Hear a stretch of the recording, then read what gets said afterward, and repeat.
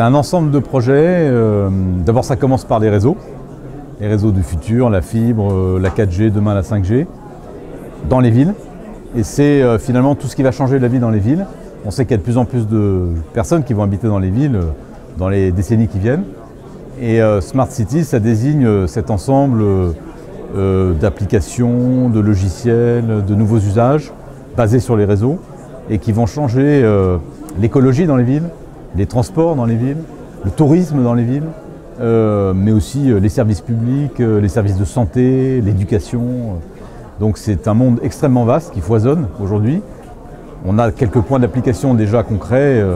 Je pourrais citer les parkings connectés par exemple, ou ce qu'on fait en matière de visites touristiques dans quelques villes avec la réalité augmentée, qui change complètement l'expérience touristique. Dans une ville comme Marseille, je pense que c'est une chose qui peut être très spectaculaire et très saisissante. Il y a des grands projets un peu partout dans le monde. Ce n'est pas une réalité bien sûr que française. Et c'est la ville du futur tout simplement.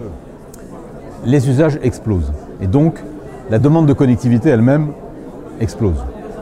Un seul chiffre là-dessus, les échanges de données sur les réseaux mobiles doublent en volume chaque année. C'est comme si on construisait des autoroutes et qu'on avait des camions ou des voitures sur ces autoroutes dont le nombre doublait chaque année. Donc nous, le premier défi auquel on est confronté, c'est de construire ces autoroutes numériques qui vont permettre d'héberger ce trafic qui explose. Donc c'est une mission fondamentale parce que sans cela, il n'y a rien. Il n'y a pas de révolution numérique, il n'y a pas de nouveaux usages, il n'y a pas de smart cities, il n'y a rien du tout. Donc c'est la première mission des opérateurs. C'est une économie complexe parce que ce sont des investissements énormes. La fibre, c'est 250 milliards d'euros en Europe, 25 en France, milliards. Et donc il faut que l'industrie des télécoms soit solide et forte et aussi innovante pour être au rendez-vous du numérique. Alors c'est un projet effectivement un peu emblématique dans cette ville de Marseille de ce qui va préfigurer un peu cette ville du futur. C'est 58 000 m² développés avec un ensemble mixte avec des logements, des activités. C'est vraiment le concept de l'écoquartier, c'est-à-dire il y a une forte dominante énergétique, efficacité énergétique, utilisation des énergies renouvelables, autosuffisance et empreinte carbone nulle, enfin, ça, en tout cas c'est l'objectif.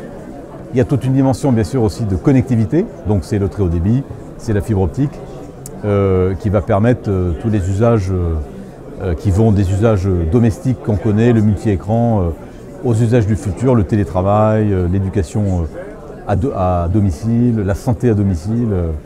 Voilà, donc c'est un très beau projet qui est fait sur la base de ce partenariat entre Eiffage et Orange. C'est vrai qu'il peut y avoir quelque chose d'anxiogène dans ce monde numérique qu'on nous dessine pour nous. On a l'impression que finalement les individus vont se résumer à leur smartphone et qu'il y a un moment où on ne se parlera plus comme ça, on se parlera avec le smartphone entre les deux.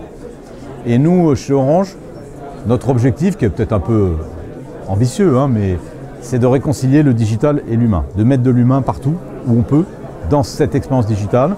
Ça veut dire beaucoup d'accompagnement, beaucoup de services, beaucoup de proximité.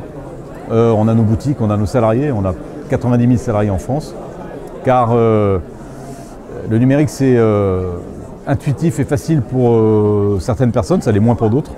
Et donc notre mission c'est aussi de permettre au plus grand nombre, quel que soit l'âge, le milieu social, l'activité, l'endroit où on habite, de bénéficier des bienfaits du numérique. Donc oui, il faut beaucoup d'humains dans le numérique. Il y a un autre enjeu aussi dont je dis un mot parce qu'il me paraît capital, c'est celui des données personnelles, la protection des données personnelles. C'est une des grandes menaces, à mon sens, du monde numérique du futur, qui est celui de perdre cette identité finalement et cette capacité à protéger aussi son intimité, sa personnalité, et ça c'est les données. Et donc nous on est très ambitieux aussi en matière de garantie qu'on pourra donner à nos clients sur la protection des données personnelles.